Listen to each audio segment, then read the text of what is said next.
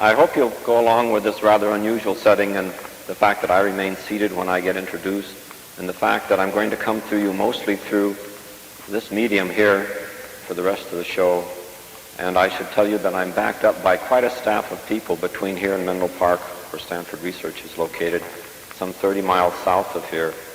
And if every one of us does our job well, it'll all go very interesting, I think. The research program that I'm going to describe to you is quickly characterizable by saying, if in your office you as an intellectual worker were supplied with a computer display backed up by a computer that was alive for you all day and was instantly responsive, instantly responsive to every action you had, how much value could you derive from that? Well, this basically characterizes what we've been pursuing for many years in what we call the Augmented Human Intellect Research Center at Stanford Research Institute. Now, the whole session is going to be devoted to trying to describe and present to you the nature of this program.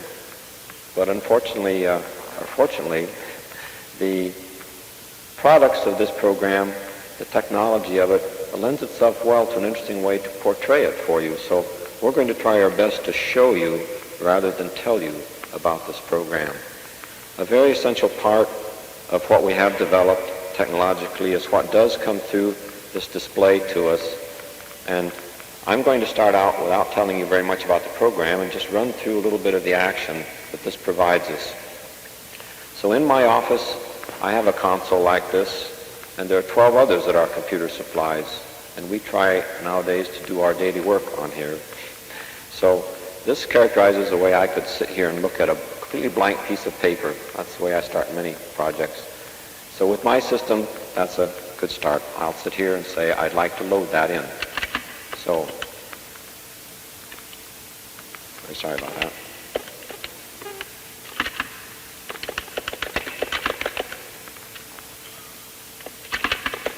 So I'm putting in an entity called a statement, and that's full of other entities called words. And if I make some mistakes, I can back up a little bit. So I have a statement with some entities, words, and I can do some operations on these. I can copy a word. I can say that word like copy after itself.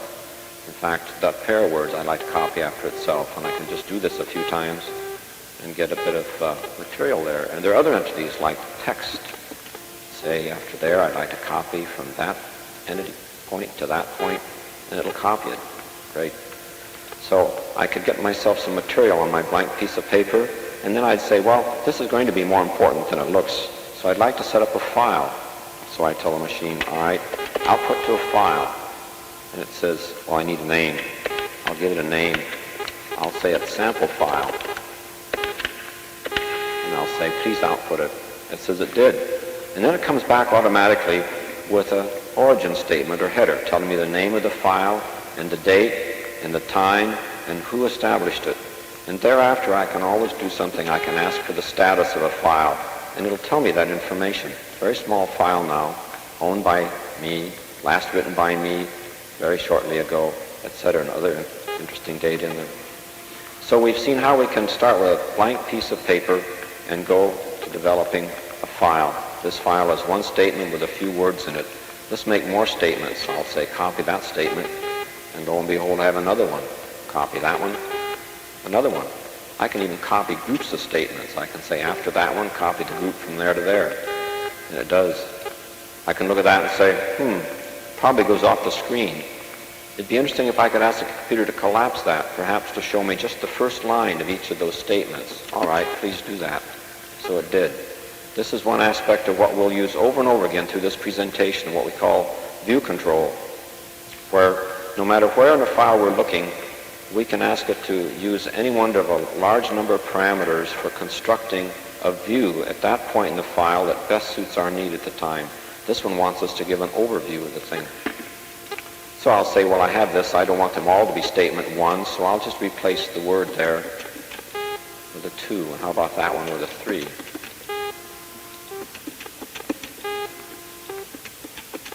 It's just a place to forget how to count.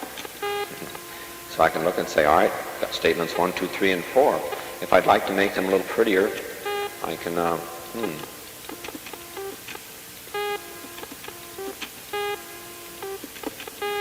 can go to work and neaten them up a little, but that isn't what I always do. Oops.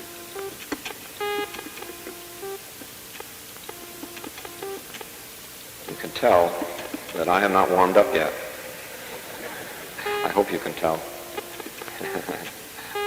Right, all right. So I can get it lined up, and I can say, for instance, other entities like an invisible string.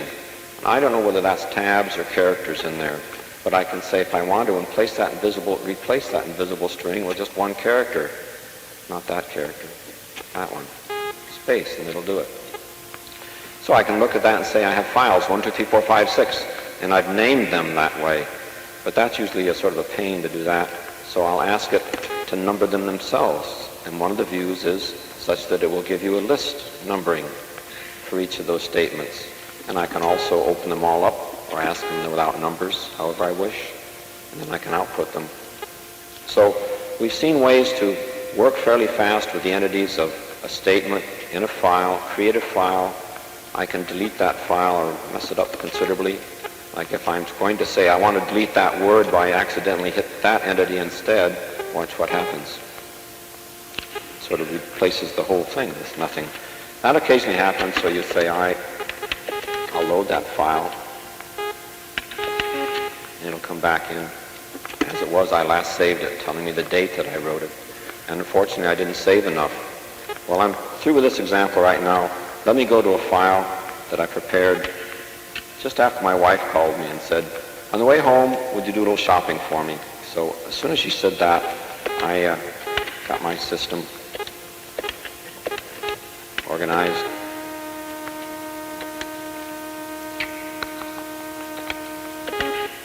And made a shopping list.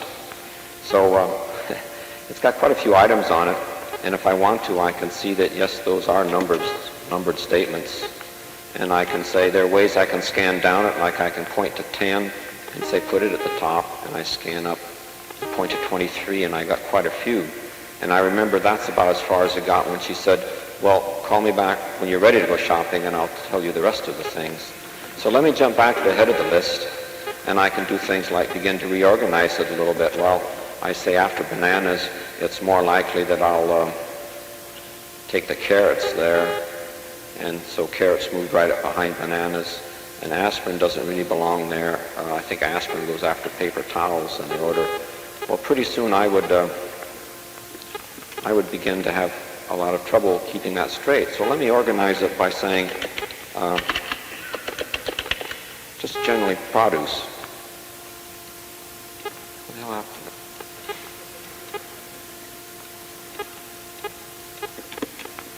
All right, I'm going to try it. I enter a statement. It says, hey, that's what I'm doing.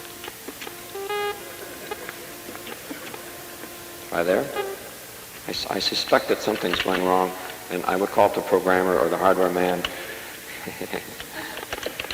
and tell him, I made it. Produce. I really haven't warmed up to this thing yet.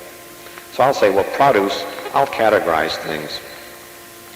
Let me look at it that way, and I'll say, let me move a statement for produce carrots, and I'd like to subcategorize it. So it moved. And there it is. I go, hey, that's what happened. All right, produce, I've got carrots, and I'll move under there also bananas. And in fact, I could move a whole group under there, saying oranges and apples also. So I can begin categorizing things like that, and if I looked at the numbers now, I'd find that these items fit under there as a subset, and I realize I can categorize quite extensively. I could introduce a new thing under there that was something I just invented, a skinless banana, but I have to go there and look at it. So part of our view control, besides this thing we've shown you of showing numbers or not, is also whether we can show you some of these different levels or not. I can say I only want to see 2 levels, or only one level deep in there. It makes it very nice for studying it. Or I can do something like when I say, let's put produce at the top, let's open up one level below it and only show me what's below it. And then another level if I wish, and then no numbers. So these moving around with jump to identities, there are many ways to move around and to make views, and this is one of the basic features of this tool we have. Well, suppose I worked for some time at this and then call up my wife to get the rest of the list. I'd eventually end up with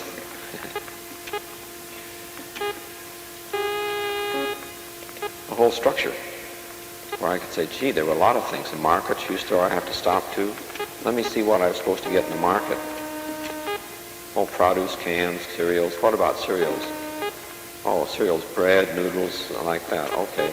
Back up there, if I want to look at the numbers, that's what I can. If I want to open up everything, see that, or many lines. There are many ways in which I can look at that. And but one interesting thing here that I haven't told you about is that when the numbers are on, I can do something like say, instead of jump to identity and pointing to that and having it bring to the top, or jumping return back, I can say I jump to a name and say go to 2A4. And it'll do it. Or return. So I can jump to a location number just by giving it, or if I wish, I can add it as text in there and say jump to name and just point to that and it'll go to 2A. Did I say that? Carrots, right? Right, carrots, 2A4. So I gave it the name of that, can go to it. I can give it the names of, I don't want to go that word, that one. I could say go to 1, which is out of sight from here now, and say jump to that. I'm at 1, different views. So it's very easy to jump around and make cross-references. It turns out if I wish, I can also make a cross-reference to something where I gave it a label or a name, such as you do when you're programming. I can call this alpha. I can say jump to name, and I can type it. I think I made a mistake when I type it. So what I should really do is say, I'd like to reconform my whole picture. So there. It's going to say jump to name. And I jump to something named alpha there.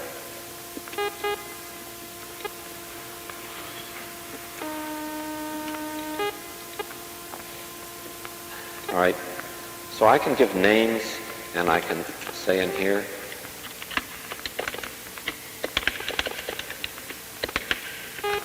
a reference like that, where I can say jump to name, and point to that, and lo and behold, I'll go to this thing that I'd named alpha. So I can name it, and if I want to, I can ask to see the name, or I can ask not to see the names, depending on which. Right now we happen not to be seeing the names.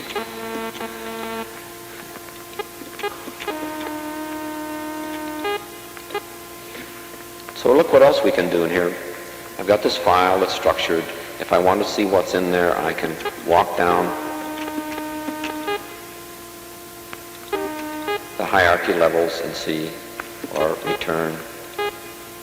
But there's another thing I can do. There's a root I said I have here. So here, I'm afraid I'll need a different picture of the view. So here's what I drew with a picture drawing capability here. It's a slight map if I start from work, and here's the route I seem to have to go to pick up all the materials. And that's my plan for getting home tonight. But if I want to, I can say, the library, what am I supposed to pick up there?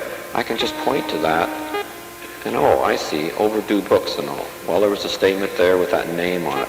Go back. What am I supposed to pick up at the drugstore? I see, very interesting. All right. Market? Oh, I've already seen that. Produce and all like that. Gee, that's too much. Anyway, so we have this feature of structuring our material hierarchically, being able to move around it very well. when we get a hierarchy, such as I can show you here now,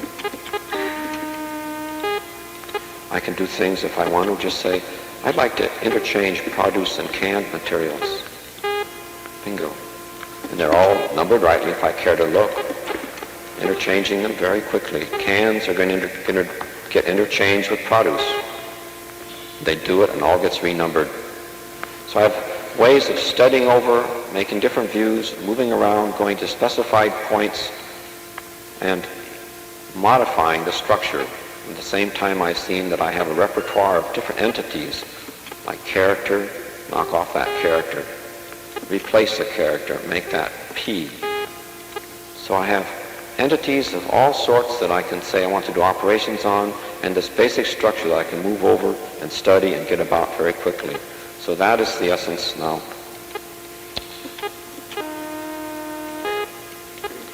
That's the essence of the tool we have. There are a lot of details that I've left out for you.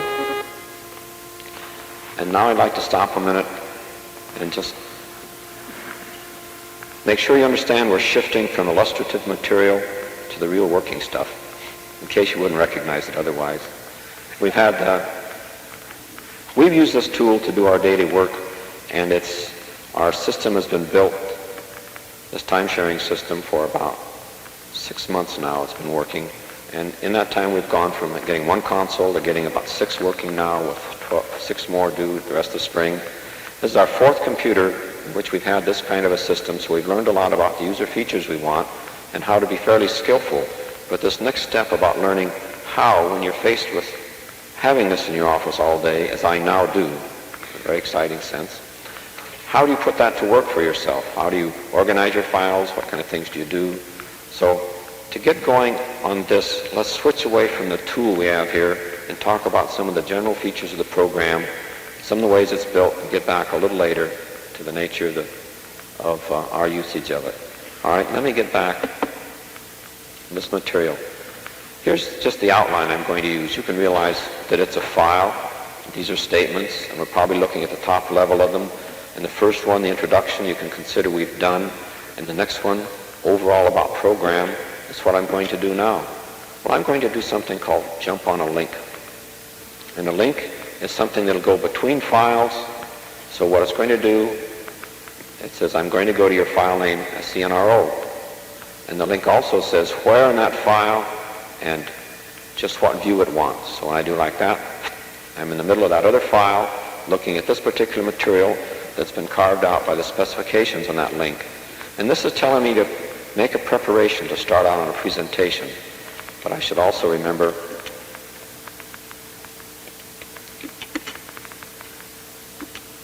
I'm going back to this other file because what I want to do is restore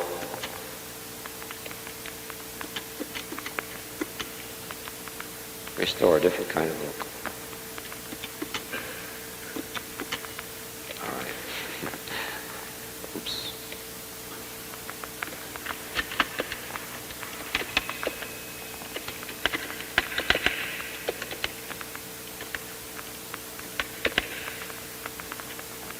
I had to go to a different file in which, because I made a hitch in my rehearsing for this thing, in which I have many types of format structures set up and numbered, and I just reset the kind that I want to use to show you this material. We're very flexible with it. For instance, I can say I'd like to restore number 7 is a horrible example.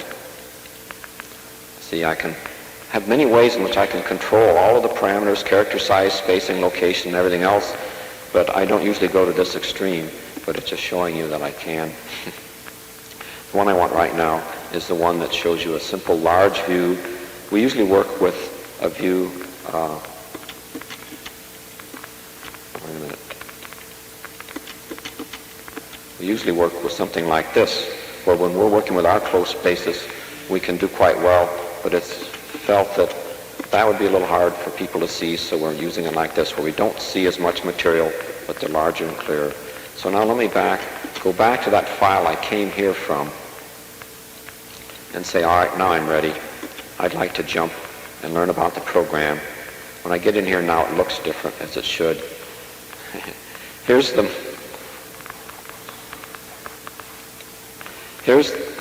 This is another file, and in this file I prepared a chain of views. And using some of the tools, I have it all set so I can go from one scene to the other. I could study them in the fashion I've shown you before, but it's sort of fun to set up these chains, and it represents to you a way in which we work too. So to do it, I'm going to freeze a statement that's named A, and I'm going to put on a certain parameter when I do it. And then I'm going to jump to a link. And here's a link. It says you want to go to statement A, but after the colon, all this garbage tells a bunch of abbreviated ways in which you'd like to control the view when you get there. Many parameters, as you'll notice. So I'll just say, all right, go to that one, and I'm looking at statement A. Now it's telling me this presentation is devoted to the HIRC. The natural question is, what's that? Aha.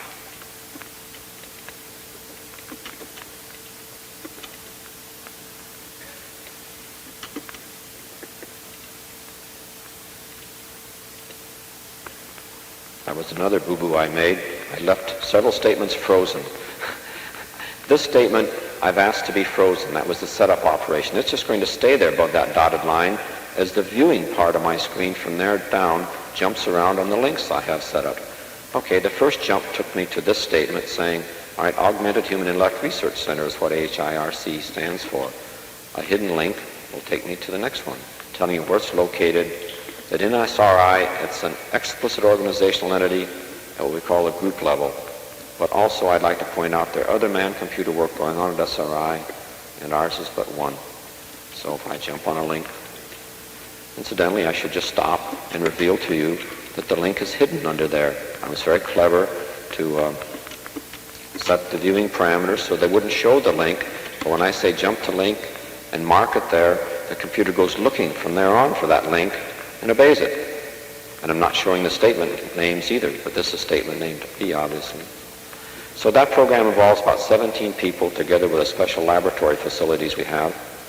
It's sponsored by government agencies exclusively, ARPA, NASA, and RADC now, and in the past, AFOSR and ESD, and these were the people that first grub-staked us many years ago. All right. And it's been a goal-oriented pursuit for many years, and I think we can just go off and get a quick little picture I sketched to show this is the staffing over the years from 1950 on, and it's had slightly bumpy history. During these years, there was only one of us. I go back to where I was and say, let's continue on in this file. That link took me out to a different file, to a statement for that view, and I jump back to this file where I was, and now within this file I make a link to another to say, the HIRC is pursuing these goals. Basic goal, improve the effectiveness with which individuals and organizations work at intellectual tasks. What does their effectiveness involve then? Better solutions, faster solutions, solutions to more complex problems, with better use of human capabilities. Really thinking about that. But a corollary goal is, besides improving the effectiveness, to develop a system-oriented discipline for designing the means by which greater effectiveness is achieved. That's very important to us. The approach for this should result in the system-oriented discipline. Let me just show you how I constructed this file. You notice underneath there with that and that, there was just a link hidden here that went back to this view with a slightly different view parameters.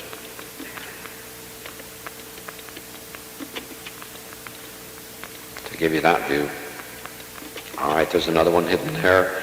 It says the general approach for us, empirical.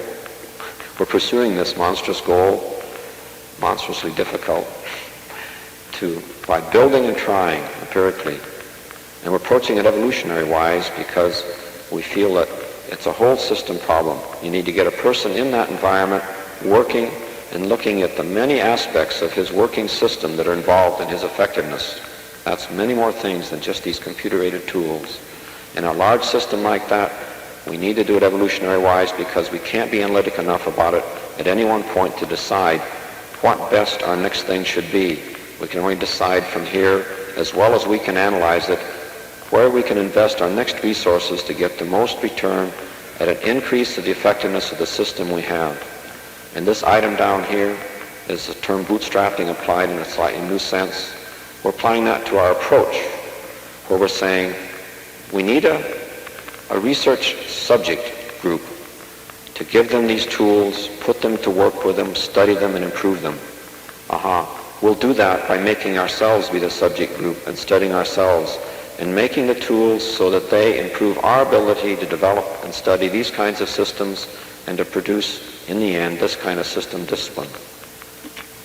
So it's a struggle doing it that way, but it's beginning to pay off.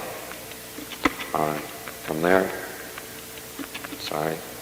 I'm apologizing to my friend, the computer.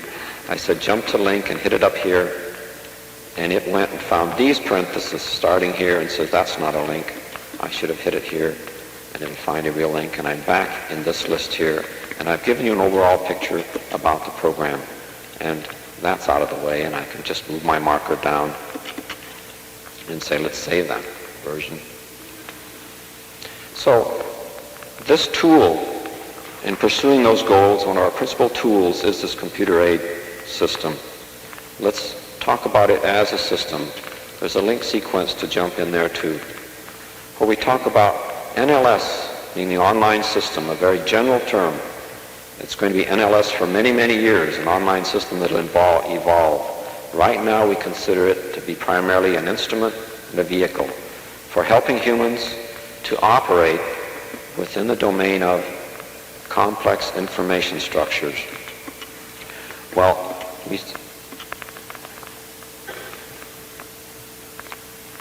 what do we mean by operate? Well, compose, study, modify is the place we started now. We know there are many other analytic things you could do, but we want to get around, study, and modify. And then to further information about what does complex structure mean. We're talking about complex structure and emphasizing structure because we say, although the content represents your concepts, there's a structural relationship between that content entities that should represent the relationship between the concepts of human thought. All right, we never can do that very well with linear text. So inside the computer we can represent that quite well. In fact, we can represent information structures in a computer that would generally be far too complex for you to study directly. But NLS serves as a tool to roam over that, navigate through a complex structure, be able to find your way and be navigating, move about it rapidly, and be able to see what you want to see at any given point. That's how we think of NLS as a tool. All right, these are all very important concepts to us because these, together with bootstrapping, have told us where to start. We start by building an instrument that we can sit at and work during our day to organize the kind of working information we need as a task force developing systems. We need to write our specifications, our plans, our programs, our users' guides, our documentation, our reports, and even our proposals. So we've been using these. Let me return back here and said I've finished that version, and to help you keep track of where we are, and in a little bit to help me too, we'll move that down. So having gone through these items, I'd like to come in now and begin to telling you something about the implementation. So I'm going to open up under here and talk to you about the control techniques, control devices, control dialogue, and control meta-language that we're using. Okay, to talk about control devices, we'll use this overhead camera shot where you can see the devices that I'm using. I use 3, and they're not all standard. We have a pointing device called our mouse, a standard keyboard, and a special key set we have here. And we're going to go for a picture down in our laboratory in Menlo Park and pipe it up that'll show you from another point of view more about how that mouse works. Come in, Menlo Park. Okay, there's Don Andrews' hand in Menlo Park. And in a second we'll see the screen that he's working and the way the tracking spot moves in conjunction with movements of that mouse. I don't know why we call it a mouse. Sometimes I apologize. It started that way, and we never did change it. All right. As it moves up or down or sideways, so does the tracking spot. And the principles for its operation are quite easy to see. If you'll turn it over, Don. Can you hear me, Don? Would you turn it over and we'll see, right. Its principle is that there are two wheels that roll on the surface. But since they're at right angles and kind of sharp edges, one will roll and the other slide in one direction. Each of these wheels controls through a potentiometer with a voltage output sampled by an 880V converter the numbers taken in by the computer at sample times as to what the horizontal vertical components are to be of where it should put the tracking spot. And as the mouse moves over a surface, then each of those wheels either slides sideways without rolling or rolls an amount that very closely duplicates the particular component of horizontal or vertical in the net motion it makes. All right, if you take a mouse and move it through some closed trajectory back to exactly the same point, usually the tracking spot won't come back to exactly the same place it was on the screen.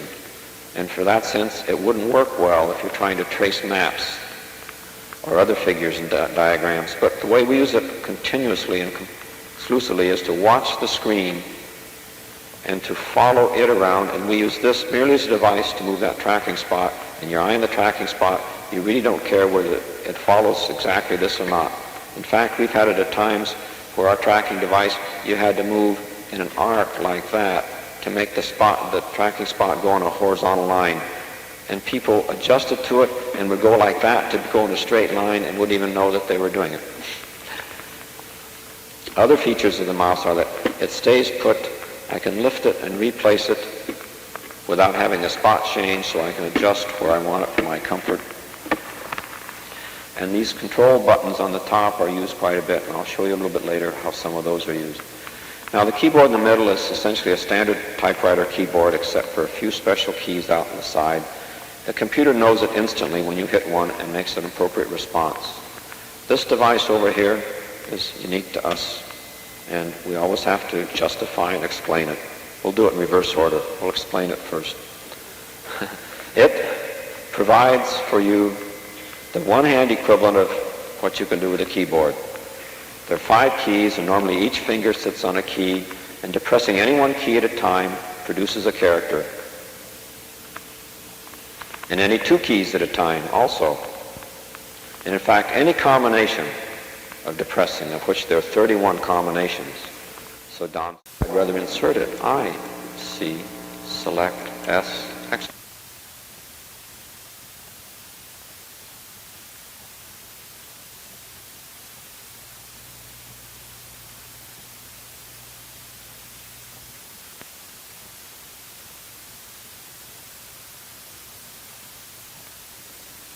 It'll offer you a character. If I hit W, it'll say delete word. The arrow moves back and forth to give me feedback. My tracking spot changes. That gives me feedback. Now it tells me, since it's an arrow that is armed, I can do something. We get a lot of feedback. Let me restore a view like this to show you. This is more normally the way we work with feedback up here. Where here I'm shown, it's not working. That's an echo register that normally gives you the last 6 characters that you use. Oops, not working. All right. The last 6 characters, and left shifts continuously, so you can look up at any time and see what have I just struck. And that's very good feedback. Here are characters that show me the different viewing parameters, view specs. They get large at times at which I can hit single strokes that change those view parameters. And each of those means something to me, and their being large at particular times tells me I can hit very quick abbreviation for changing the view. So I can say, all right, I'd like to go to produce, but I'd like to go to produce, they get big, I'd like to say 1 branch only, and let me look just that low, and I see it. Oh, I can say, I'd like to see one line only. I can see it. So these ways I move around, the way I get feedback up here, the way I use both hands to coordinate to tell the computer what command and what short literals I want, are all carefully designed to go together to make the repertoire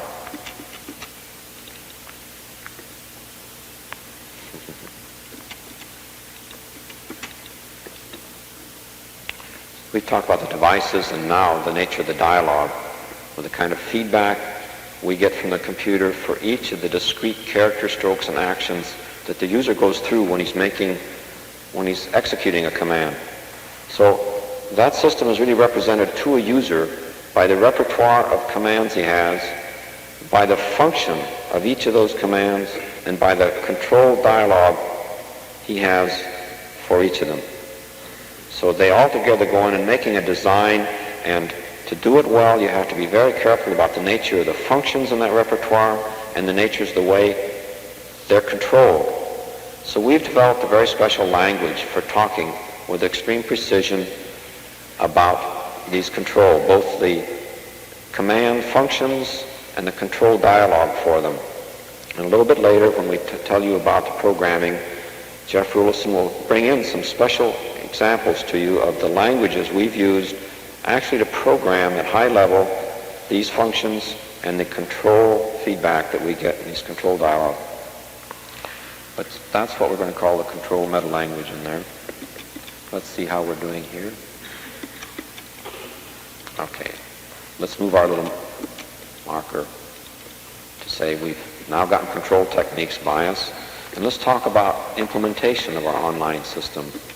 I put over here a reminder. When I jump to here, I want the view below it to unfold in a certain way, so I just told myself, hit those parameter specs when this is large, and then execute. And yes, I see that underneath I am going to talk next about hardware design and then software design, and that's going to be done by Jeff Rulison from Engelbart. Hardware design inviting me to jump on a link here.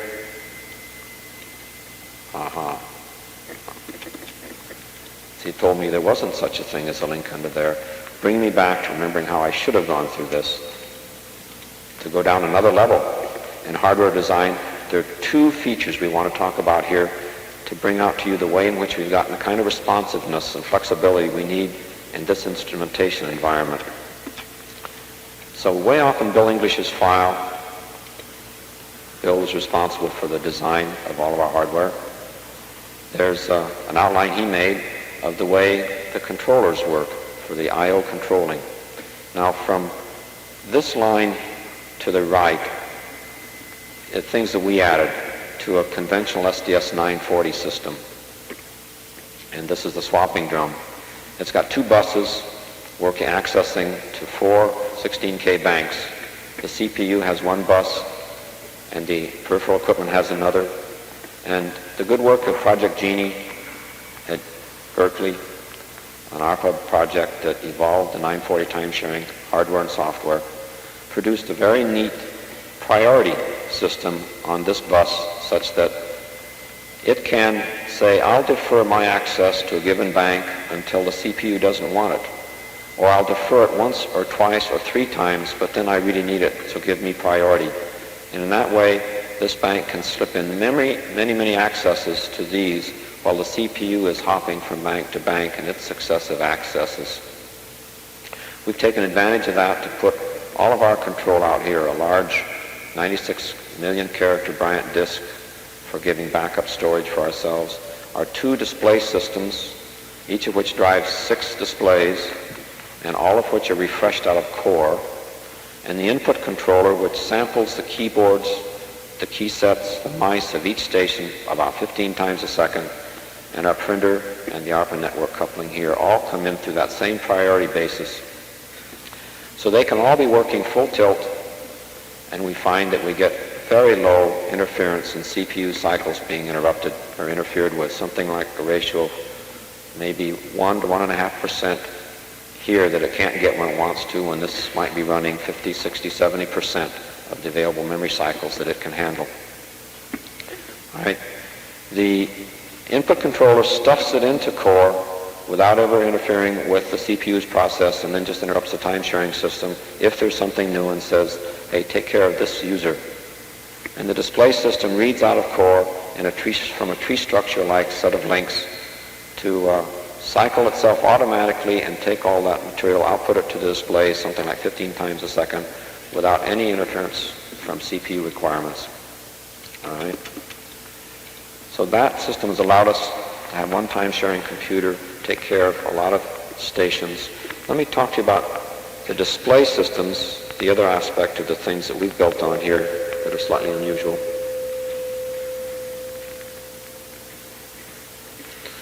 All right, for that I'd like to switch to Menlo Park and get a view from a camera there and actually looking at the hardware. So these are the units that develop the displays.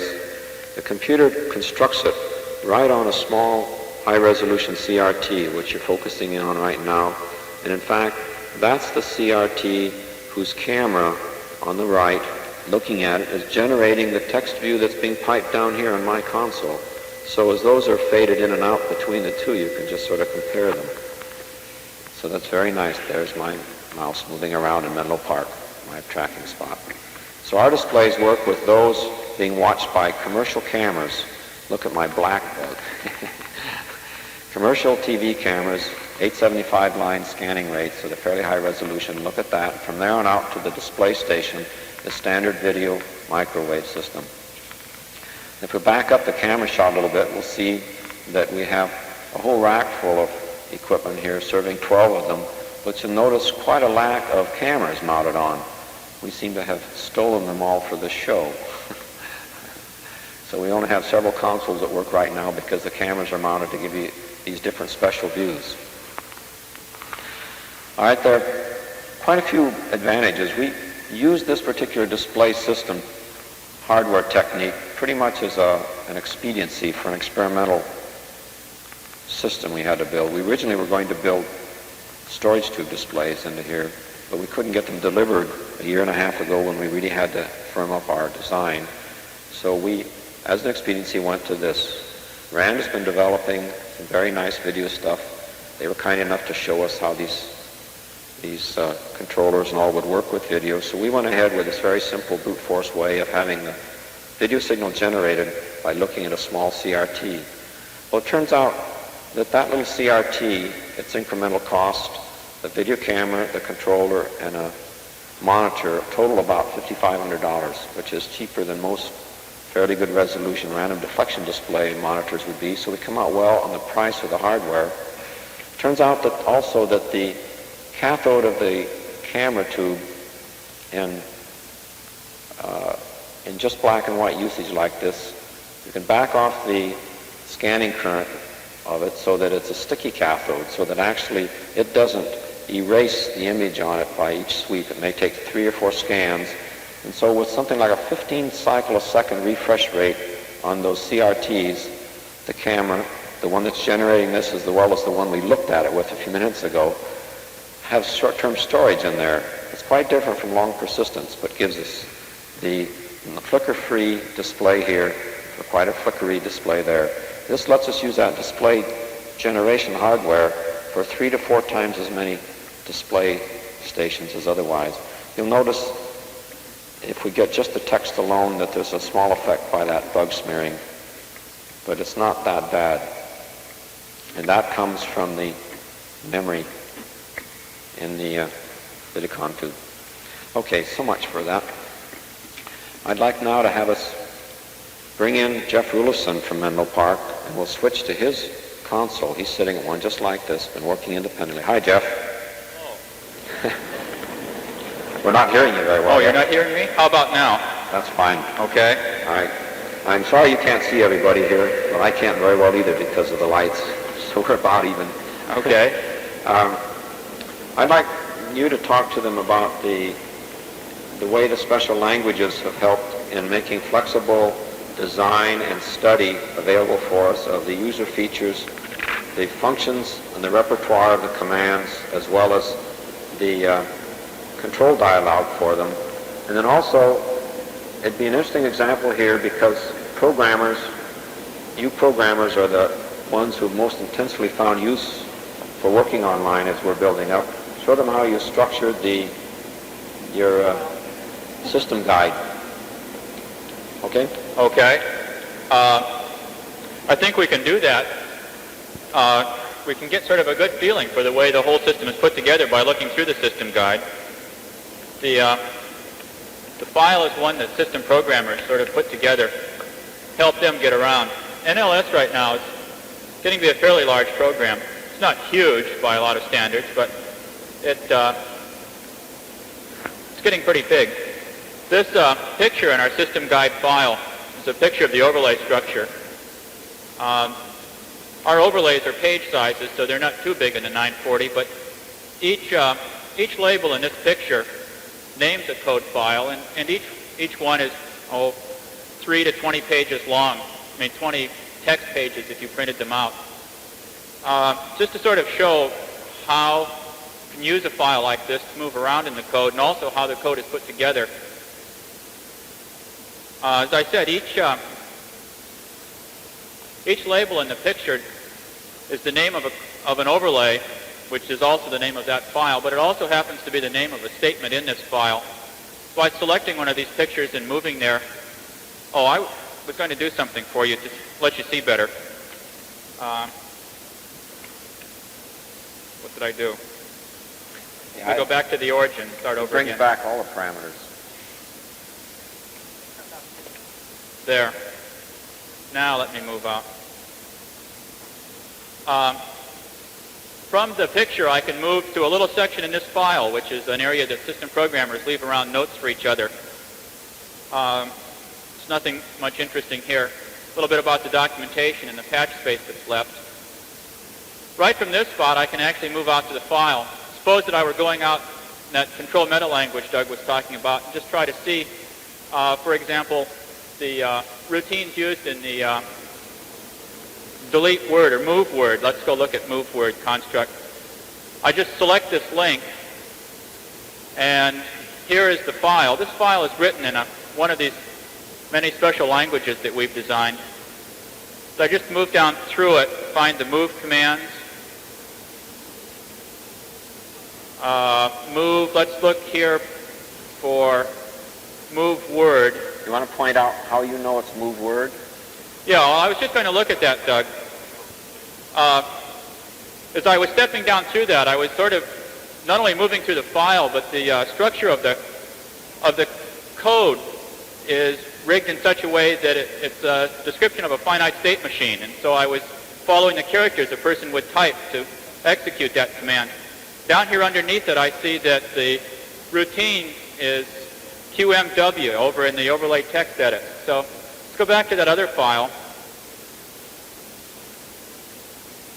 Move back to our picture again and find where overlay text edit is.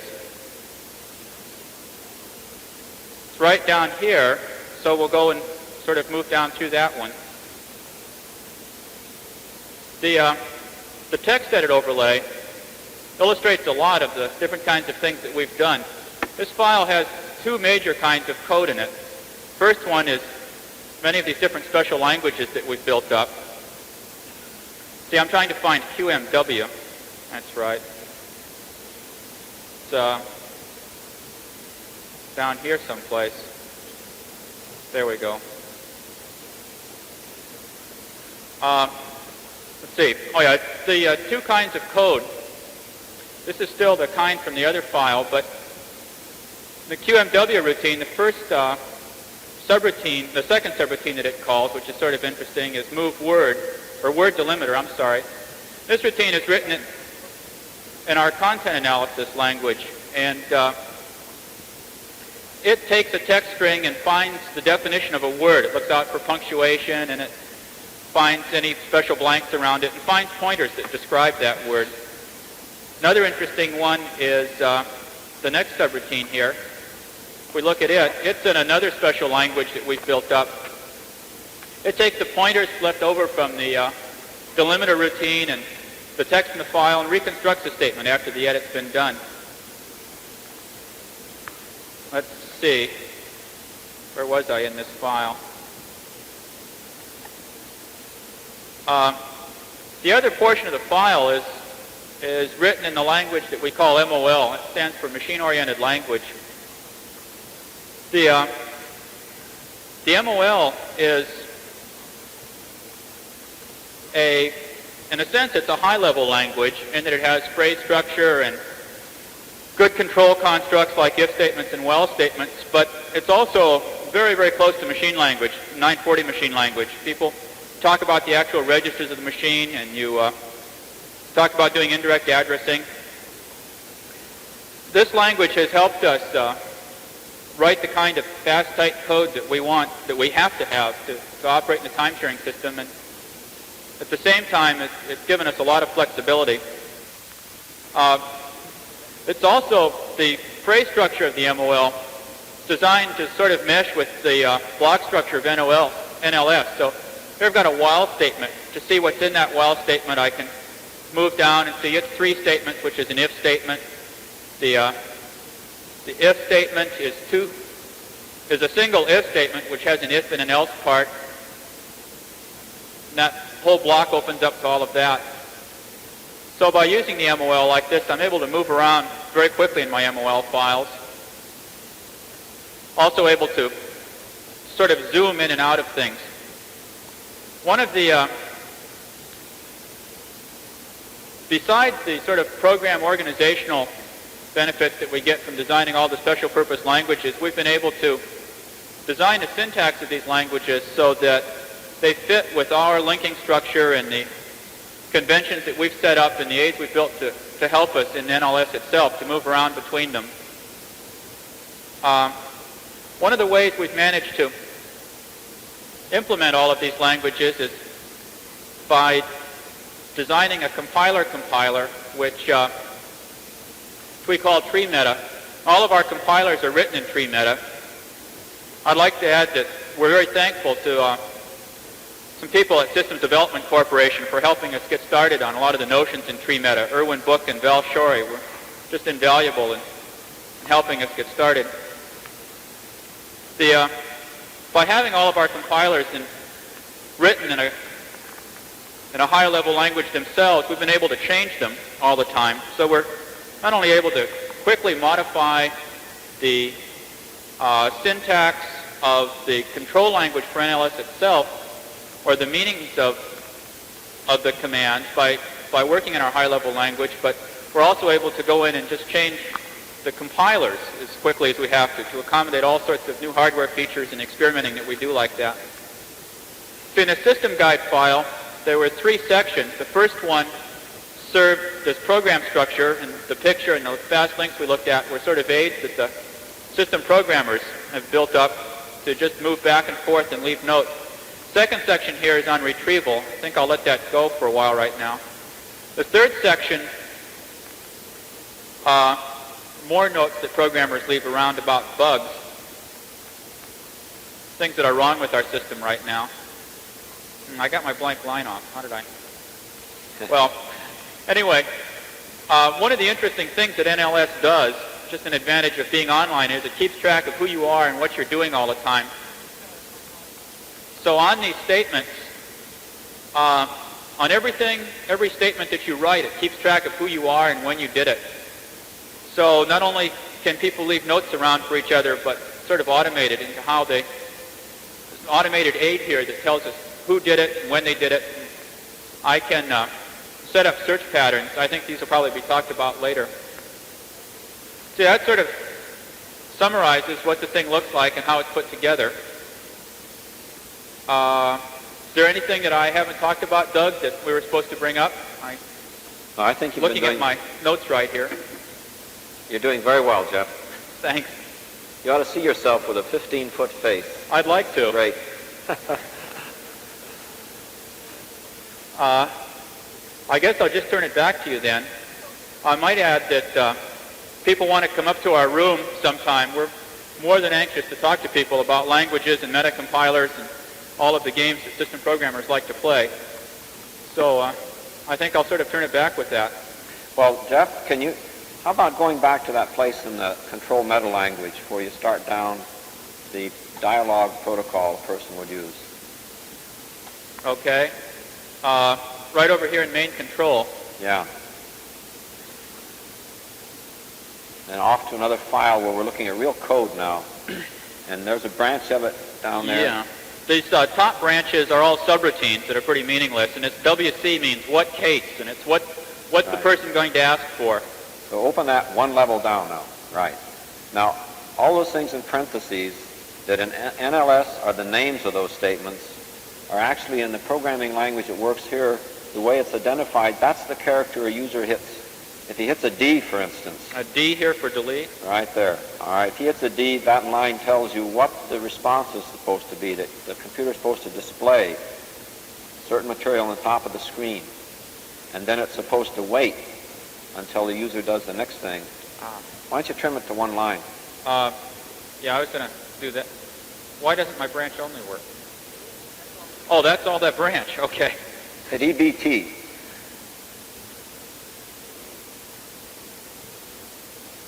Well, it's easy. Okay.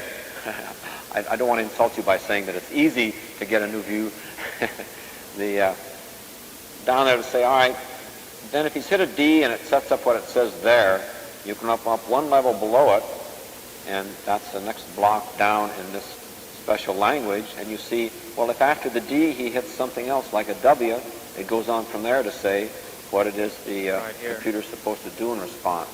So this language here in its hierarchical structure, resembling the branching tree of choices user makes, specifying at every point what the computer does in feedback and the optional choices, and down in the end then specifying the actual function, like deleting a word. What's a word? And what do you mean by delete? And for what's a word, that's specified off in the subroutine he showed you in a special language to find in there what a word is. And it doesn't take a lot of programming skill to learn how to read these languages because they're at the concept level almost where the user wants to work. And so for us, in our experimental environment, our users are beginning to learn this so that we can look at that to find out how the system works and not at somebody's English text translation, unspecific though maybe. Well, Jeff, you did a great presentation, especially the last part. Thank you. Thanks very much. We'll come back now and I'll get my prop with my text and we'll go on to talk about some of the, oh, no, wrong text. Right day. Thank you very much. Well, remember that we were talking about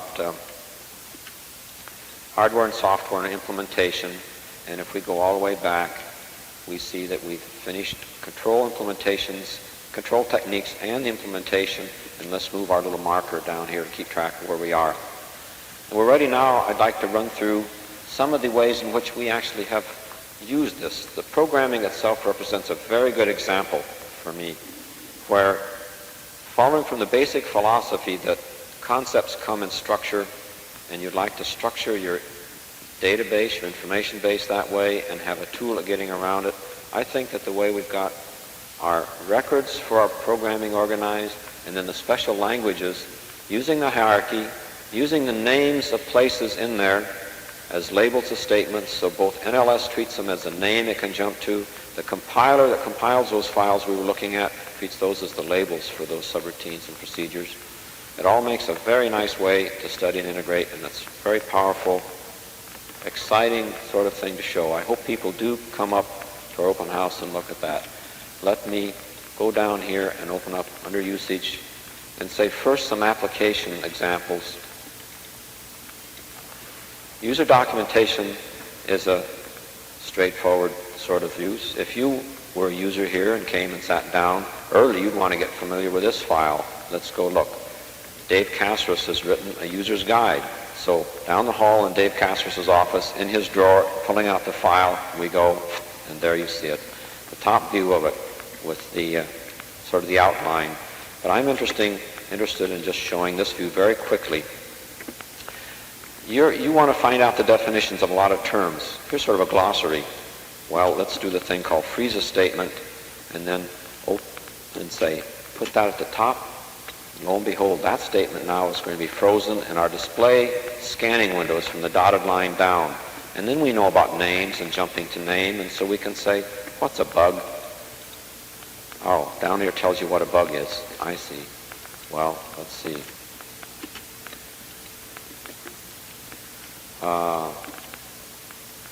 What's a level? Select level. Tells you what level is. What's a mouse? That's fun to look at. There's a mouse. You can just point. So you can sit here and point to successive terms, and it goes there. The scanning window goes there.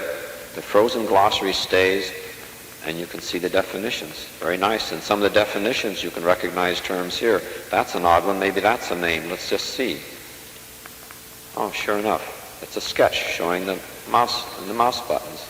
Very nice to have documentation like this, and you as a user could sit down and early find your way around in this to find the definitions, descriptions, procedures for commands, and all like that. So let me go back to my guide and say, the next thing, you want to study or modify papers. All right, it happens to be that we wrote a paper for these proceedings. It's in the files.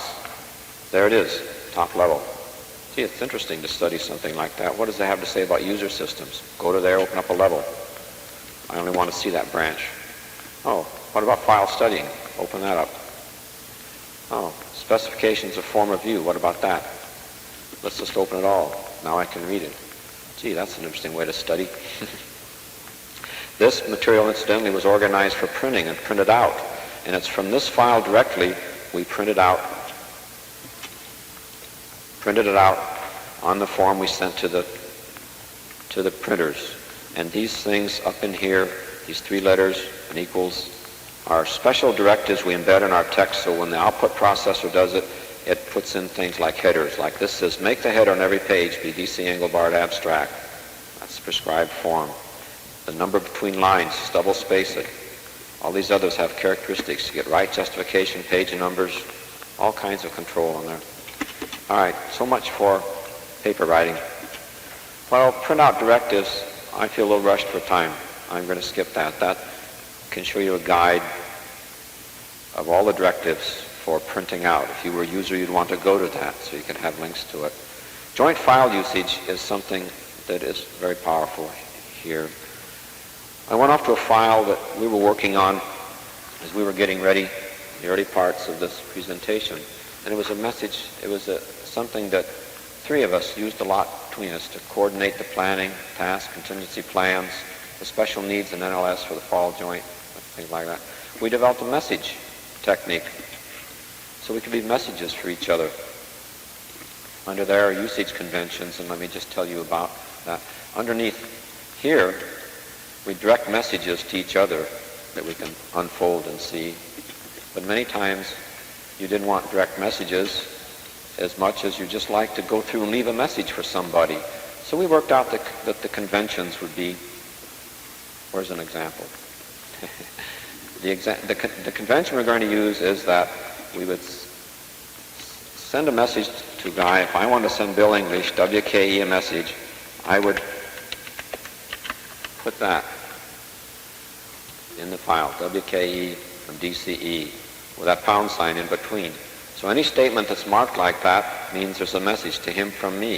If I want to, I can say was also for Dave Evans, like that. So that's from me to both of them. All right, we have this thing we call a content analyzer, Jeff mentioned briefly, in which we can write expressions in a language. Let's just come down here and look.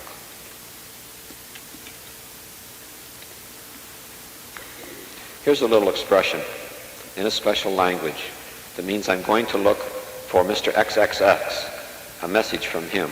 All right, what if I say I want that XXX to be DCE? That says someplace in there I want to find that pound sign and DCE. So we've got a little compiler. We say from there, compile it. Comes back and says I did it okay. And now I can say, all right, only show me the statements that passed the test, that someplace in them they have that string. There they are. So in every one of those, that's from DCE, DCE. You go down there and look for it. Oh, this one here. This is to anybody from DCE. Then I can say, well, turn off that filter. How about for so-and-so? So I can say, all right, this is for WKE, a message for Bill. The rest of this pattern here says it's got to be followed by any number of commas and letter triplets, but eventually by a pound sign, or it doesn't go. Well, let's compile that and see. Okay, passed the test. All right. There's for WKE for him, and a dummy. Okay, so, well, it wasn't through searching. The thing about a time-sharing computer is that once in a while it gets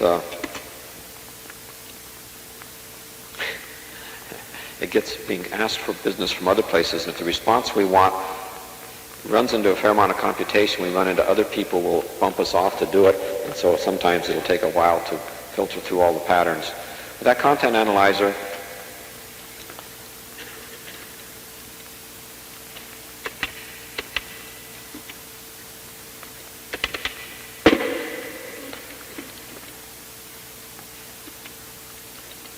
sometimes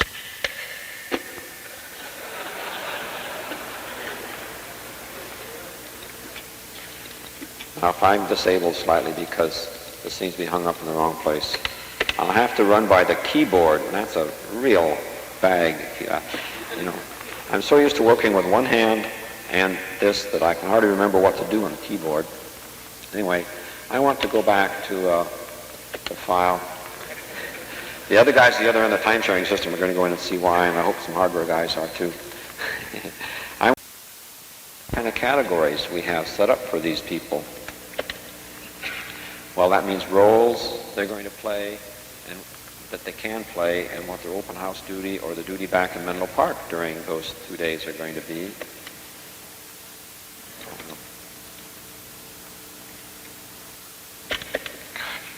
This is a terrible. So under here in the roles, we have quite a few roles. Somebody play just coordinating, that knows NLS software, that knows the time-sharing software, that knows the display hardware, the transceiver hardware, user references. We need to cover those at each session. And we also say there are these different sessions available. Well, let's jump down. God, how do I jump around? Jump down and look at this duty roster again, where we look underneath each guy and we realize we put a bunch of these code terms under there to say, okay, that's Menlo Park Tuesday morning, open house Tuesday evening, Menlo Park Wednesday morning. He knows NLS and time-sharing system. So these are the categories. And now I can go back and using that content analyzer sort of thing, I can set myself up fairly nicely.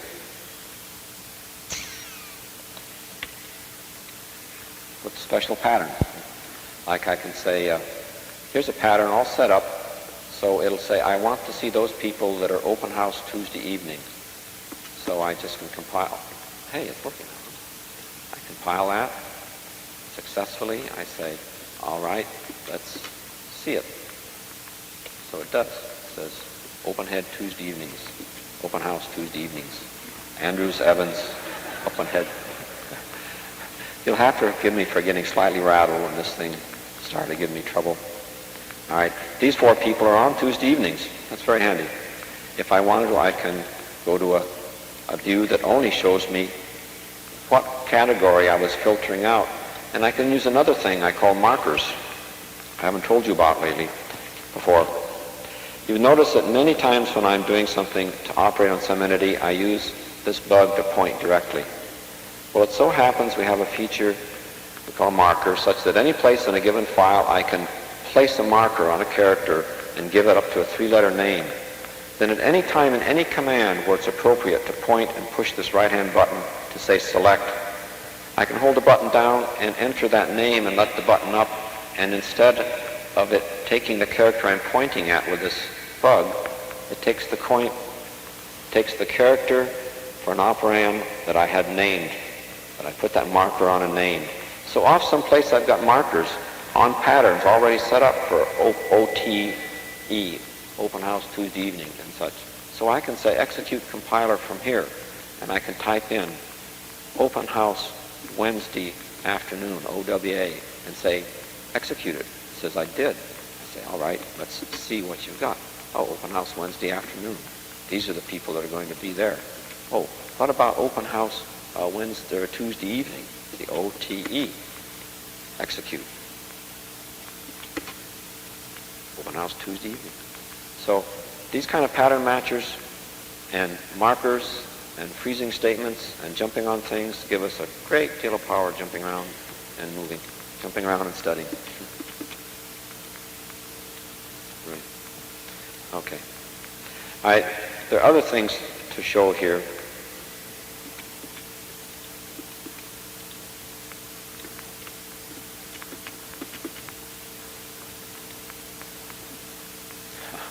I forgot that it didn't need to freeze here. All right. Design documentation for our hardware and system analysis records. I'll just jump very quickly to that, just to show you that we use the same kind of structured stuff in the design of our hardware, where here is the design of a buffer register, and these are the different components labeled by comments in a language that's going to digest this file and produce a wiring list. We can open up another level and see that underneath of these are all the logical equations. We can come in just as quickly as anything, search down, search for different patterns, jump on links, modify them, put them out, recompile them, and go back.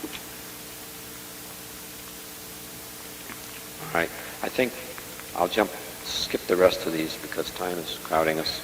And I'd like to go to a little sequence here that is really a very important one. Now you've seen most of the way through here how this serves as a very powerful tool for an individual to work when he's studying, doing his planning, designing, debugging, documenting. But we also saw through the medium of leaving messages for each other and filtering them that people can collaborate quite well over a period of time by working on joint files. In fact, you can have a joint file and go leave a message and get a response in a matter of minutes because they're all available instantly by anybody from one of these terminals. But there's another degree of collaboration which is very important and which we're just going to be setting up in the next few months the hardware to do computer aid. But here we're going to set it up with a little bit of people aid too. So I'm going to establish a collaborative mode between me and another terminal. Bill Paxton's at a terminal back at SRI, and the first thing I do to do that, of course, would be say, hey, I'm going to, to call this command, we have to go into the executive mode and set executivity to a special level. Oops.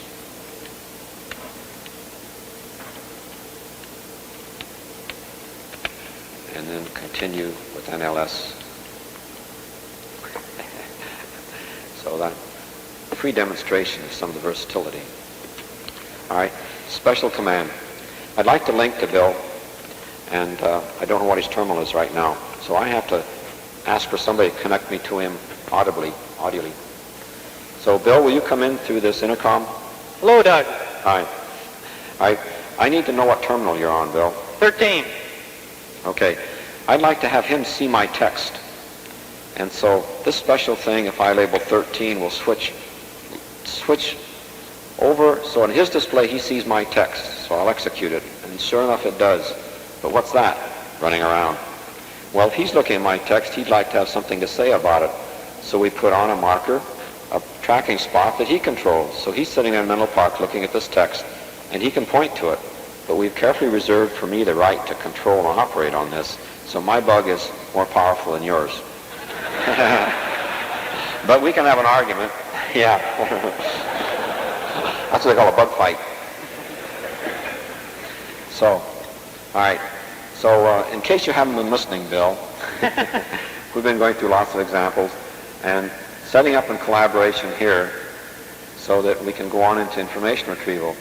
And we've set up now audio coupling, and then we're both looking at the same display, and that'd be very handy to work. We can talk to each other and point, and maybe later I can hand you the chalk on this blackboard, like saying, here, you control it. But let's stay this mode now and add another feature that hardware-wise is available to the kind of display we have. I'd like to see you while I'm working on it. So before I can do that, I have to set up my display in a certain way. Set it up so I see it over like that. That leaves a corner up there, and I say, now computer, do the automatic switching that'll bring in a camera picture from the camera mounted on his console, such as the camera mounted on mine is. Hi, Bill. That's great. Now we're connected audio. You can see my work, you can point at it, and I can see your face, and we can talk. So let's do some collaborating. You're silent. Oh. What do you want me to say? Yeah. There's nobody here but a large audience, Bill. All right. All right. So let's go talk about information retrieval. And there are a lot of things I've been showing them and jumping around and finding your way, relating back to the portrayal I gave about NLS as an instrument on complex data structures. It shows them how we can get around and find things. I showed them the content analyzers to help locate things locally. You had a file kind of classifying retrieval stuff. Why don't we switch to it? Yeah, good. Hey, I can't point. Oh, okay. You on 13 or 12? 12. You're on 12, okay. Yeah, you had executively set. There you go. Where am I? There. There you are. Great. All right. Now, talking about hot retrieval. That's, you're going to have to defend that. You going to give it to me? Yep. Oh, okay. We've been talking about retrieval all afternoon, really. That's one of the main things you're involved in doing. Every time you're changing a view, you're doing retrieval, really. I've broken it up here into two main categories. The first where you have a known destination, the second where the destination is unknown. These really present two different problems, and there are different commands in the system, naturally, to take care of these two different things. Let's open this up, take a look at what we have under here. Oops. Good. Got both direct and indirect. The first where you're making an explicit specification, and the second with an implicit. Explain what I mean by this. In the first case, you're actually able to point at what you want at the information you're trying to retrieve and move it into view. With the jump to identity command, you're able to point at it either by the cursor or by using a pointer, as you've shown. Jump to name, jump to link. Again, you're explicitly specifying by giving the name or having the name occur in the text. For implicit specification, by this I mean using information that's been stored by the system in order to specify where you want to go. In the first case, the information has been stored in the form of a memory of what you've been doing recently, so that you're able to say, jump to the view that I just previously had. So I can say jump return, and it'll take me back to the view, or jump return, and I go to the view that I had just before that, or I can say jump ahead and move back down again. Jumps referring to the structure. By this I mean the structure of the file, so that you're able to say, take me to the successor of the statement I'm pointing at, or to the head of this branch. Things like that. Content analysis, we've covered quite thoroughly. Let's go on to the other main branch of retrieval that we're talking about. Here again, I've broken it into direct and indirect. This is the case where the destination is unknown. By this I mean you don't know where the information is, but you're able to describe it, or you know enough about it that you can find it either in a hierarchy or by describing it with keywords. By the use of a hierarchy here, I mean working down through the hierarchical structure of the file, making use of the categorization that's built into the file. This we've seen several times. Let's, just as another example to really make this clear, we've talked about the desire to get hard copy of a file, wanting to get something printed out. There's quite a large system that takes care of making a file for hard copy. You're able to specify how you want the hard copy to look by giving various directives. One of the things you might want would be Roman numeral page numbers. So let's go off to a directive file and see what the directive is to get Roman numeral page numbers. I'm into the file now. here's the first level of the hierarchy. Let's open up page formatting. We want page numbering, so we'll open that up. We find, yes, here it is, Roman numerals. We find out the directive. Yep, your bug's right on it already, Doug. Here's the directive we want. So we've worked down quite a way into a hierarchy, as you can see. This is quite a nice way to be able to very quickly find what you're after. Let's go back to the previous file now. Look at this last type. By keywords and associative reordering, I mean the use of terms from a specified vocabulary to describe what it is that you're after. Perhaps the best way to show this would be just to draw a little picture.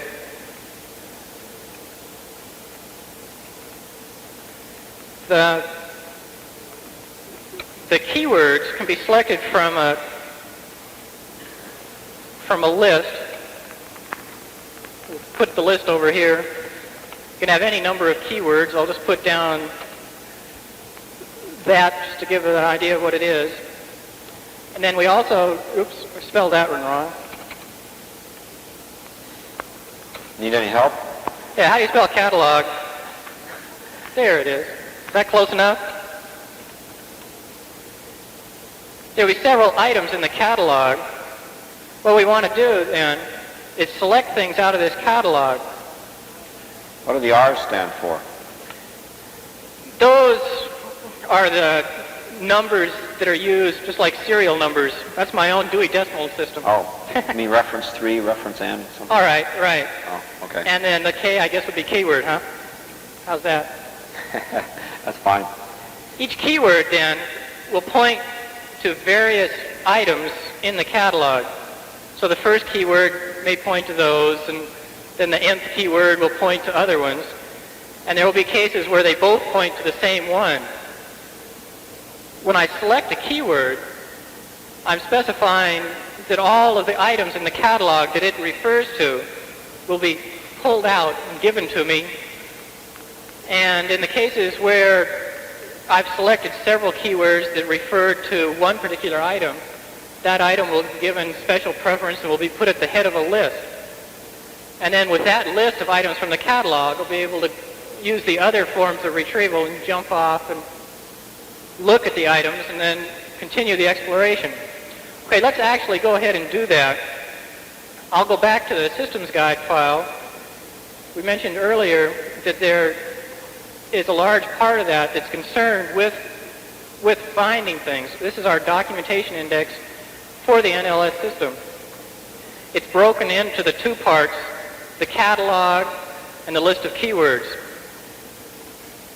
The catalog is just a long list that goes off the screen that contains links off to the various items in the documentation. There's actually an entry here for each procedure in the system. Hey, this is the same file that Jeff was looking at, isn't it? Right. Let me System guide for programmers to find things in. There's your same picture.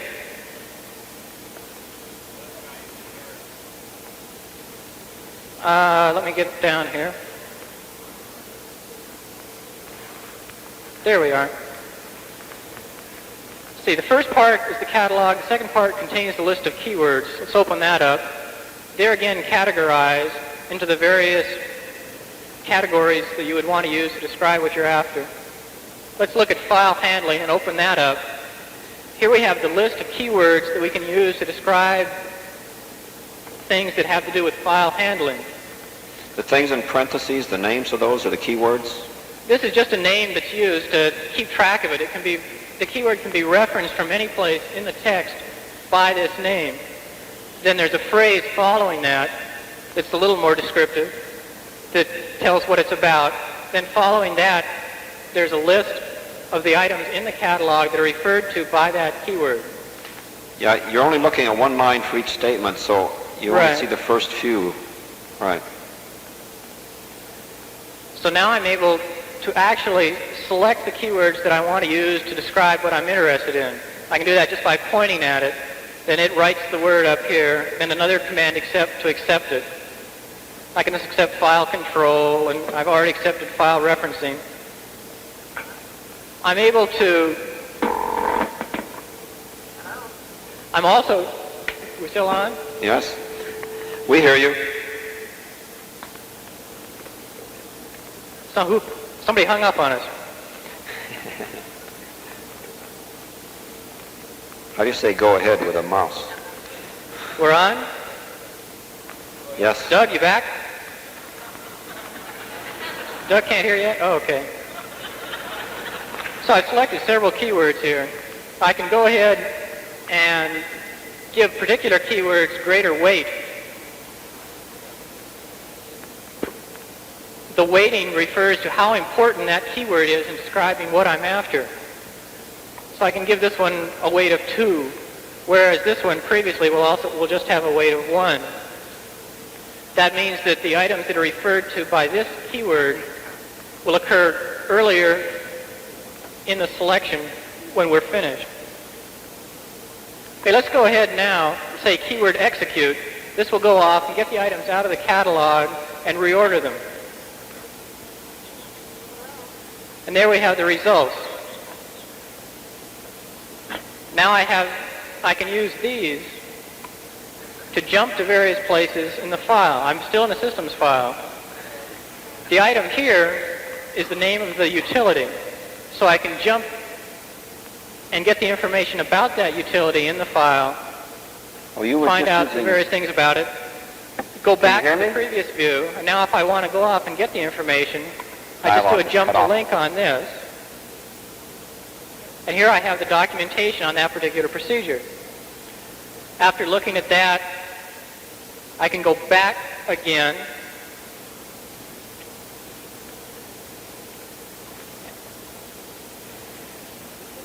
and now I'm set up again to go and continue looking. I can look at the next item.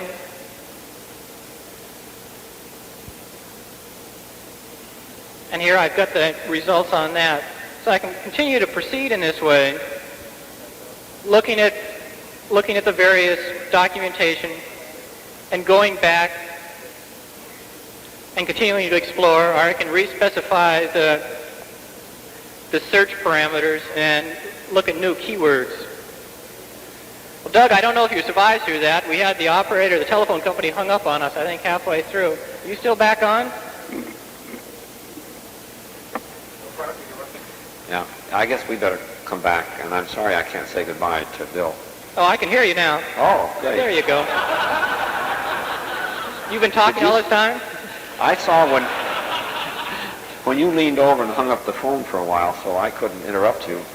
All right. Well, thanks. I'm sorry that we're pushed when we're trying to describe each of the features in this system. This particular one, the keyword, is very powerful and could very well warrant a whole session or a whole paper on itself, because it gives us the power of keyword descriptor kind of organization, but with the added feature of giving weights to the keywords, so the results of the search, as you see right here, are ordered, so that this one ended up meeting the most requirements and adding the most weight, and down here could be one that only associated with one of the descriptors and the lowest weight one at that. So you have an ordered list that's probably relevance. And then right with this, all the links. Use that as a link to go off to the file to find it. This is a directory of a set of procedures. So here's the procedures. Here's a list of procedures for those keywords he chose that all describe certain things about file handling. And this will take you off in the actual source code. Looks like Don Andrews wrote them all in his files. The name of the place in his files, and the views that you should open up, so that when you follow this on a jump to link, you just see bingo, the overall view of that procedure. And then, as he pointed out, instead of saying jump to link, you can jump to a name within this file where these things have descriptive material about that too. So I think for the software guide, it's very powerful. And thanks very much, Bill. We'll very good, Doug. And the combination of techniques for getting around inside of the structured software files, and the way in which to organize and the way in which the special purpose languages we've developed fit with the structure we've used really give a very powerful set of techniques, and I really enjoin all of you who are software people and interested to come up and work your way through these, to have some of the software people during open house really show you what's what by taking you through that. Let me see my text and I'll see what I can skip so we can get through in the time we were supposed to, like 10 minutes ago. Let me go back to that view. And they're purposely making that dim so that I'll hurry. All right. Other things we're going to talk about very quickly are the range of activities underneath in our program. And I will just go very quickly through these then. A service system development and user system development to talk about those a bit only requires me to establish a distinction between those two kinds of a system. Really, we've taken to splitting the overall man-computer system into this dichotomy of these two systems, where the service system is what appears at the terminal. When I push this button, I get that response. When I do this, I get that. It's the repertoire of commands and the services that organization of software and hardware and sometimes people gives to me. The user system is what's beyond that. Given all that, what do I do with it? What kind of conventions for leaving messages and for using the content analyzer and for organizing our files, and how do we use the links and the keyword thing? User system there, and this is something that is kind of a new element in systems research that we're trying to establish well, so that we can integrate that kind of user system work where the people's methods, the concepts they use, the procedures, the skills, all are developed in coordination with the kinds of tools that they have.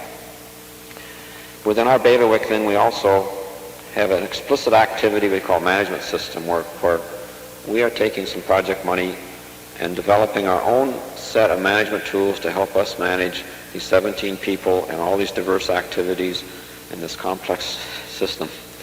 And so we are beginning to develop some of those, and we'd be happy to talk to you about those during open house. And a forthcoming involvement is this ARPA computer network, the experimental network that's going to come into being in its first form in about a year and end up sometime later with some 20 experimental computers in a network. And they hope to be able to transmit across the country with bandwidths of something like 20 kilobits per second, delay times of less than a tenth of a second, which would be enough so that I could be running a system in Cambridge over the network and getting the same kind of response on a CRT. And it may be that people there, the next time we have a conference in Boston, I'll try this from there. And in that network, we're going to try to develop a special service to provide network information, relevant network information for people, for the kind of information that it takes to operate such a network. Who's got what services, what protocol do I use to get there, who's up today, how much, where's the user's guide, where can I find the paper that describes this system that so-and-so offers. And that's going to be a very interesting challenge for us to utilize our tools for organizing and retrieving information. And the last thing here is just a little comment about, after all of this, what's the product that we're providing in this research? Well, we're providing a sample augmentation system, the one we use. And not only that, it's an augmentation system that's provided to augment computer system development. And beyond that, we also are hoping that we're developing quite a few design principles for developing augmentation systems. And these, I hope, are transferable things. Let me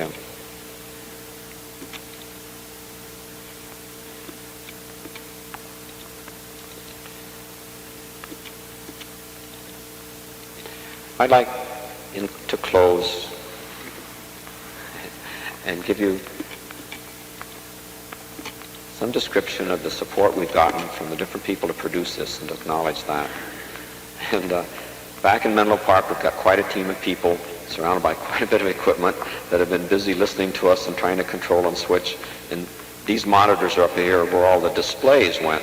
The cameras went for some use, and the displays go here so that they can monitor the different signals and switch and send us what one we want.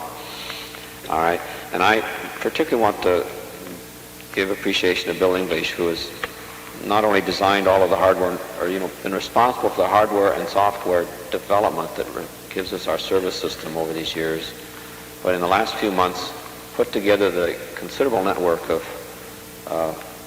intercoms and video switching and controls and mixers, begged, borrowed, and stolen, that would provide this show to make it come off like that.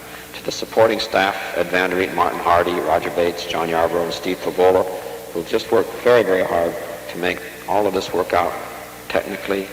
Dave Evans in coordinating this and in managing the open house we're going to have. Don Andrews, Jeff Rulison, Bill Paxton for preparing and presenting the material there. And beyond this, too, we've gotten a great deal of support from SRI with general preparation support.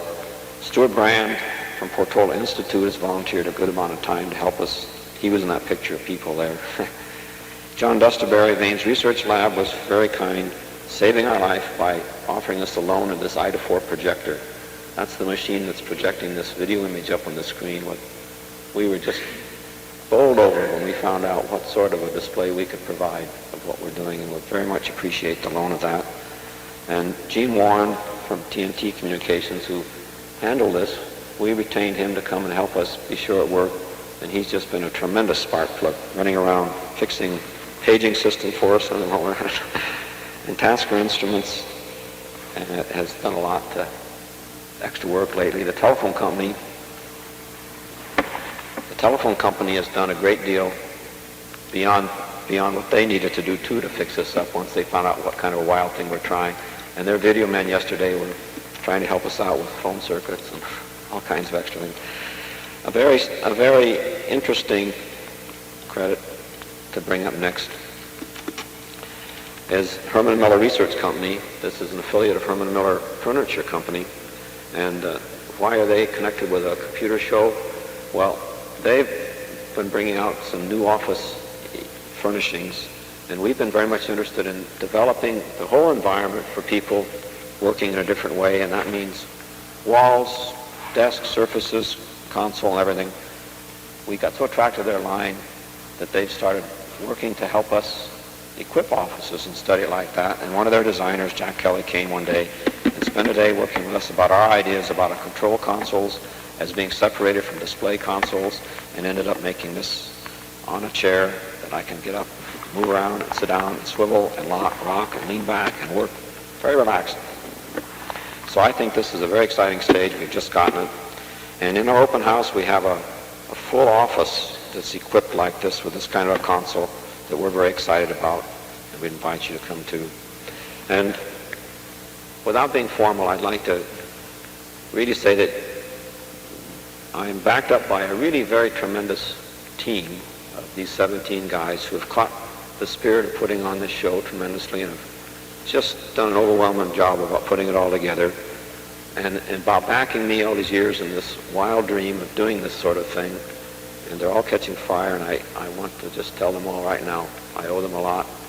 And a very final credit goes to my wife and daughters who are out here, to whom I'd like to dedicate this whole presentation because of what they've put up with over these years, with a husband that dedicated in a monomaniacal way to something very wild. And so this whole presentation is dedicated to you, 4 people there.